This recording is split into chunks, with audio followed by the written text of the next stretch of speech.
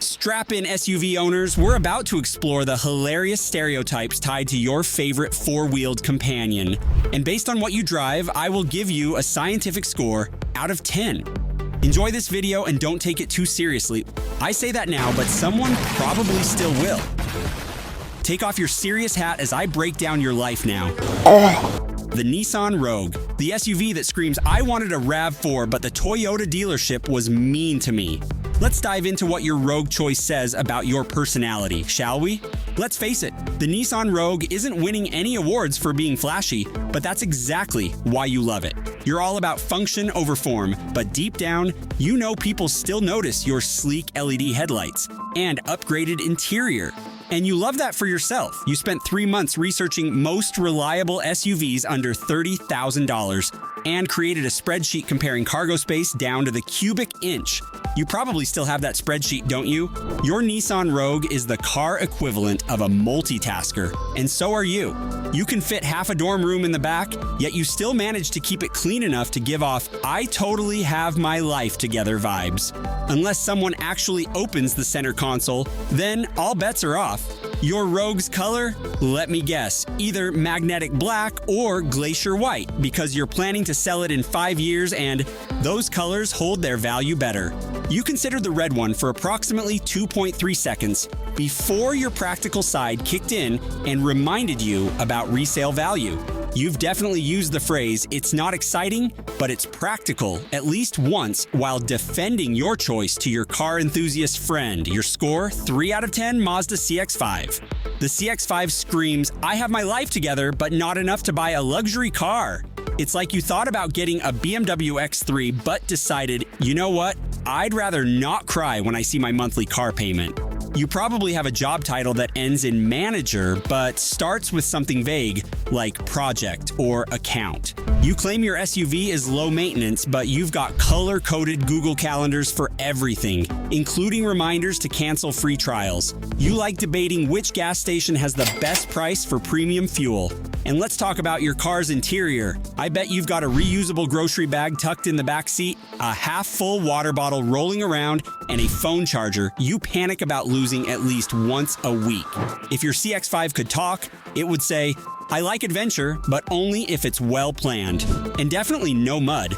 You might have all-wheel drive, but your car is terrified of actual dirt. Your score, 7 out of 10. You drive a Toyota RAV4. You are probably an indecisive shopper.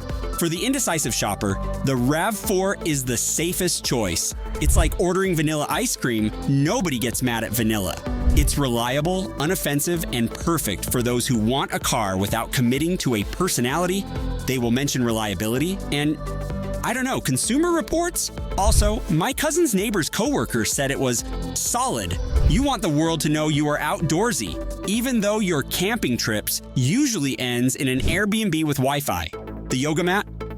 For Instagram, that surfboard, purely decorative. Your score, 5 out of 10, Subaru Forester. You are practical, dependable, maybe a little too prepared. You're like the friend who brings snacks to a party, but they're almonds and dried mango instead of chips. There is a travel mug in your cup holder, and it's filled with organic, locally roasted coffee. You've got all-wheel drive, but the closest you've come to off-roading is cutting through the Target parking lot during construction. Or let's say I am wrong and you are adventurous. Your weekend plans always involve either hiking, camping, or talking about hiking and camping. Your Instagram is basically a timeline of national park visits, and you've got the All Parks Pass to prove it.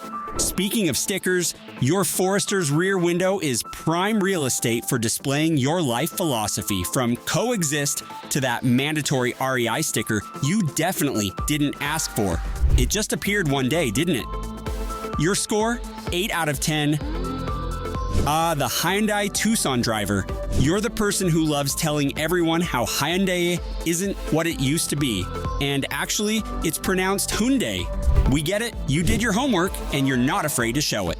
You're the type who prides yourself on being smarter than the average car buyer.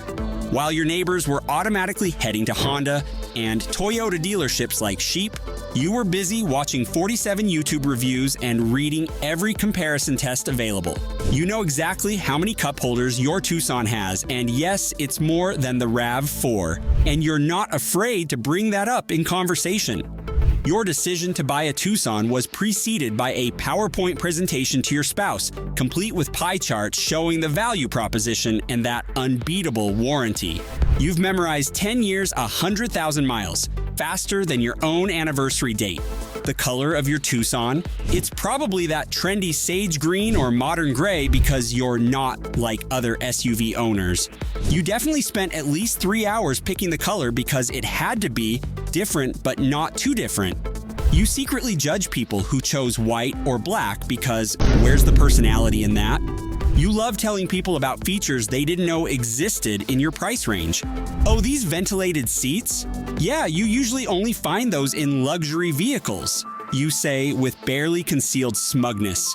You've definitely used the phrase, you get a lot for your money more times than you can count. Your smartphone is perpetually connected to Android Auto or Apple CarPlay because you're tech-savvy but practical. You've spent more time customizing your driver profile settings than you did picking out your last pair of shoes. And yes, you know exactly which menu to use to adjust the brightness of your ambient lighting. Your weekend routine includes meticulously washing your Tucson, always by hand, because automatic car washes can damage the paint, and giving impromptu tours to curious neighbors. You know every scratch, ding, and imperfection on your car, like a parent knows their child's birthmarks. You're part of at least one Hyundai Tucson Facebook group where you debate whether premium gas makes a difference. It doesn't, but you tried it once anyway. You've nicknamed your Tucson something clever, but you only tell close friends because you don't want to seem too attached. You can spot another Tucson from 3 blocks away and feel a slight sense of kinship with other owners, even though you've never met them. But here's the thing, your slightly smug satisfaction is actually well earned. You did do your homework, you did make a smart choice. And every time gas prices spike, you feel a little burst of validation about choosing the efficient engine option. We know you're planning to keep this car for exactly 9 years and 11 months before trading it in because that's optimal for the warranty coverage. Don't worry, your secret's safe with us. Your rating? 8 out of 10. Ah, the Chevrolet Equinox owner. You're either a die-hard American cars-only patriot, or you wandered into a Chevy dealership because it was the closest to your house and the 0% financing offer was too good to pass up. Let's be honest, you didn't dream about owning an Equinox as a kid. Nobody does. You bought it because it was practical, available, and the salesperson threw in free oil changes for life, which you've already calculated the value of down to the penny. You're the person who describes their car as, it gets me from point A to point B with zero emotion. Like you're describing a kitchen appliance, your Equinox is probably silver or white because you took whatever they had on the lot that day. You've convinced yourself it was a choice, but we all know the truth. It was the one with the biggest discount. You've memorized that one Consumer Reports rating from 2018 where the Equinox scored slightly above average in one category. You've never used Apple CarPlay because the regular radio works just fine, and you're slightly suspicious of cars that are too computerized. You take pride in buying American even though you're vaguely aware your Equinox might have been assembled in Mexico. When someone brings this up, you quickly change the subject to how good the gas mileage is, or how much cargo space you have with the seats folded down. But here's the thing, your Equinox has been reliably carrying you around for years without complaint. It's not exciting, but it's yours. It's like that one friend who's not the life of the party, but always shows up to help you move. And deep down, you know that's exactly what you needed. Your score? 2 out of 10. So, did we nail your SUV stereotype or miss the mark completely? Either way, remember this was all in good fun. If this hit a little too close to home, don't worry, it's just for laughs. Your SUV is still awesome, and so are you.